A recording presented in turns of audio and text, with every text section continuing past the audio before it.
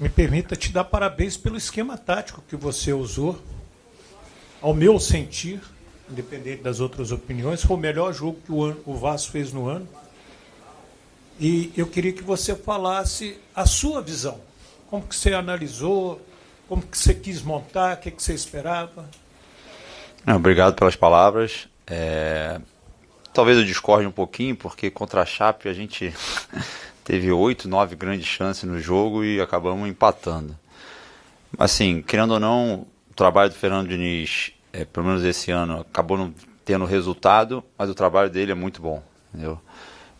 A forma como ele consegue elaborar os treinos, a forma como ele cobra, de certa maneira, qualquer treinador que chegar aqui no Vasco, ele vai ter um trabalho mais facilitado por conta disso.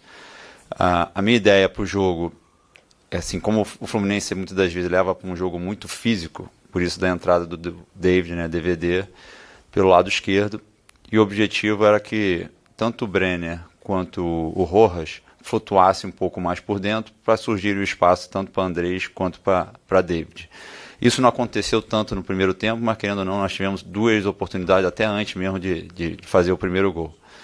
E aí já no segundo tempo a gente começou a se movimentar mais nesse sentido, o Andrés quase escapou umas 2 vezes por dentro ali, mas infelizmente foi insuficiente. Não adianta falar que o que a torcida gostaria que a gente passasse de fase, é o que a gente gostaria, era aquilo que os jogadores lutaram para que isso acontecesse, mas não foi possível. Boa noite, Bruno. Sérgio Quim, canal Atenção Vascaínos.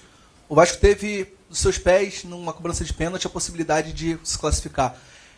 Sobre a escolha do Brenner para a cobrança do pênalti, ele foi o que teve melhor aproveitamento nos treinamentos ao longo da semana, ou a escolha por ele foi por questão emocional, de dar confiança para o jogador que não vinha bem com a torcida e hoje acabou de se queimar?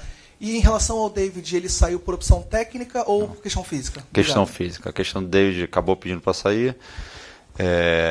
Tinham 2 jogadores para bater, o Puma e o Brenner. E acho que eles acabaram decidindo ali pelo Brenner. Foi a escolha deles. Bruno, você que está desde o início do Fernando Diniz, deve ficar com o novo treinador. Qual é a luta do Vasco na temporada de chegar nos 45 pontos no Brasileiro? Eu acho que vamos separar talvez em 2 partes. As contratações que o Vasco fez foi almejando sempre algo maior. Mas acho que até o próprio clube não queria que tivesse a saída do Ryan, principalmente, e do Coutinho. Acabou que saíram 3 jogadores muito importantes, né? Coutinho, Ryan e Verratti, praticamente ao mesmo tempo. Então, chegaram outros jogadores que eu acho que ao longo do tempo as coisas vão acontecer, as coisas vão entrar nos eixos e eles vão acabar conseguindo render. Eu acho que, infelizmente, ele acabou perdendo o pênalti, mas acredito que o Brenner tenha feito uma boa partida, talvez a melhor partida dele desde que ele chegou aqui. Então, no momento, claro que a gente está numa situação incômoda, então a gente tem que pensar jogo a jogo. O próximo jogo é o jogo mais importante, que aí com uma vitória as coisas podem se acalmar um pouco mais. Boa noite, Bruno, Amadeu dos canais Na Torcida Vascaínos e canal Amadeu Vasco. Eu gostaria que você falasse a respeito de um jogador, Cauã Barros. No jogo contra o Corinthians, na final da Copa do Brasil, também tomou aquele drible. Acontece, é um jogador de marcação, um jogador de contenção. E no jogo de hoje, ele cometeu 2 pênaltis. O primeiro, uma bola que foi perdida no ataque do Vasco. Ele vem na contenção, ele vem tentar recuperar nessa recomposição e não consegue. E no segundo lance, uma bola na área, e pela infelicidade dele, colocou a mão e foi pênalti. Como trabalhar o mental desse jovem jogador, que é um grande jogador e tem tudo para crescer na sua carreira? Obrigado, Bruno. Talvez o primeiro pênalti, um pouquinho de ansiedade, que não precisa, dentro da área, você tem que dar bote só quando você tiver totalmente certeza do lance. E para mim o segundo tempo foi uma total infelicidade. Acredito que a bola não tinha nem direção do gol e acabou batendo na mão dele. Cara, ele é um menino que conquistou o espaço dele, teve que sair para jogar com mais regularidade, demonstrou ali o potencial dele, retornou no primeiro momento, nem era uma das primeiras opções e foi mérito do trabalho dele. E quando você joga numa grande equipe como o Vasco, situações dessas vão acontecer, oscilações irão acontecer. E o jogador tem que ter personalidade, e ele tem essa personalidade, acredito que vai superar. Bruno, boa noite. Rodrigo Crivellari, Digão do podcast Cruz Maltino. O início da minha pergunta não vai ser parecer até algo contra você, mas nada disso. O Wellington falou uma parada muito sensata, que o primeiro tempo foi fantástico, foi bom mesmo. Foi de produção, foi postura diferente. A gente sabe também que após o jogo, a cúpula do futebol do Vasco costuma ir ao vestiário. E o torcedor está querendo saber como que anda a situação de treinador. Foi passado alguma coisa para você agora de no vestiário, se você vai permanecer durante a semana produzindo os treinamentos, ou se já tem aí algo engatilhado com o próximo treinador do Vasco? Não, no momento não foi passado nada para mim. E terça-feira a gente se reapresenta e aí a diretoria que pode dar alguma informação a respeito disso. Boa noite, Bruno. Eduardo Alves, de Vável Brasil.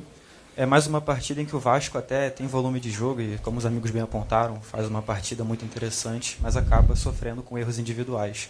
Esse entendimento interno, ele existe de que há essa reincidência e qual é o diagnóstico que pode ser dado ao torcedor nesse momento quanto a esse problema crônico?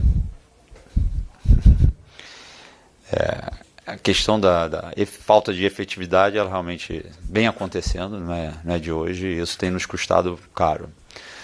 Para ser bem sincero, eu vou repetir o que eu falei anteriormente. Assim, a saída de 3 pilares super importantes para a equipe, eles estão influenciando diretamente de uma forma geral. Acabaram saindo o Verratti e o Ryan e 2 referências, principalmente na fase ofensiva, em relação a número de gols. E o Coutinho tem uma representatividade muito grande. É um jogador de nível internacional que nós não gostaríamos de ter saído. Então, a saída desses 3 jogadores vão ter que surgir novas lideranças, certo?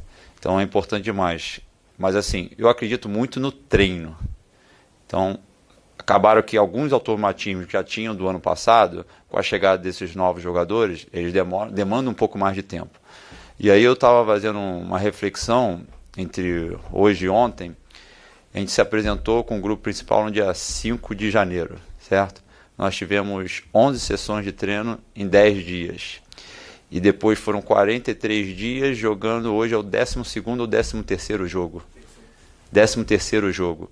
Com uma semana cheia só nesse período. Então, não deu muito para treinar. Então, a chegada desses novos jogadores precisa de mais tempo. Agora a gente vai ter um pouquinho mais de tempo, em torno de 10 dias. Mas também não vai ser suficiente. Vai ser importante, claro, mas só que não vai ser suficiente. Porque muitas das vezes, o cara teve uma semana cheia, parece que tem que resolver todos os problemas nessa semana cheia. E futebol não é assim, é ao longo do tempo, treino, jogo, avalia o que está certo, avalia o que está errado, repete. Eu acredito muito na repetição. E nesse momento não tem tido essa oportunidade. Jonatas Santos, canal BTB Esportes. Até dentro da pergunta do meu amigo Digão, em relação ao seu trabalho, você conseguiu montar uma equipe que foi produtiva, principalmente no primeiro tempo, foi competitiva, merecia a classificação, mas dentro do DNA, o novo treinador, qual o DNA que vai receber, que vai pegar desse time, desse elenco nesse momento? Ao que tudo indica, pelas informações que saíram hoje, está muito avançado com o Renato Gaúcho. Queria a sua avaliação sobre, possivelmente sendo o Renato Gaúcho, como é que ele recebe esse time nesse momento, qual o DNA desse elenco no momento atual? Obrigado. Obrigado a você pela pergunta. Eu acredito que quem chegar vai pegar uma equipe que sabe o que fazer na pressão de tiro de meta, bloco alto, bloco médio, bloco baixo, na primeira fase de construção, na segunda fase de construção, mas só que quem chegar ele vai colocar a cara dele, então ele vai partir de uma base, e cabe a ele decidir se dá continuidade a essa base ou vai alterar, entendeu? A mim não foi me passado nada, então não sei quem vai chegar, mas quem chegar, vou estar recebendo de braço aberto, tentar passar um quadro inicial dos jogadores, da forma como vinha acontecendo, mas ele tem total liberdade para fazer o que ele entender. Você até ficou um pouco meio sem entender, ele sai, e aí não sei se você mandou ele voltar. Queria saber que você já conversou com ele, enfim, para tentar entender o que aconteceu. E também, só para finalizar, você falou sobre... Vocês estão buscando novas lideranças. E o Thiago Mendes, pelo menos na minha visão, tem se apresentado como essa pessoa, embora ainda não tenha a faixa de capitão. Ele pode vir a ser essa nova liderança? Eu acho que ele já é um líder. Eu acho que ele chegou ano passado de forma meio tímida, veio de um contexto aí do mundo árabe, se eu não me engano, em 2 anos no mundo árabe, que acaba que é muito diferente do calendário competitivo aqui no Brasil. E naturalmente algumas lideranças, por exemplo, o Piton não era de falar muito, que já está começando a falar mais, o próprio PH, eu acho que as novas lideranças elas vão surgir naturalmente. A outra pergunta foi do... o Andrés Gomes, ainda não conversei com ele, mas tá todo mundo revoltado, né? Até porque seria um prêmio muito grande para esse grupo, pelo menos a gente conseguir passar e chegar à final. Então é natural esse descontentamento aí, todo mundo quer ganhar, todo mundo quer superar esse momento, até porque nós falhamos em algumas situações lá em Santos que não pode falhar e a gente se cobrou internamente nesse sentido e todo mundo merecia pelo menos passar de fase para a final. Obrigado, Bruno. Valeu.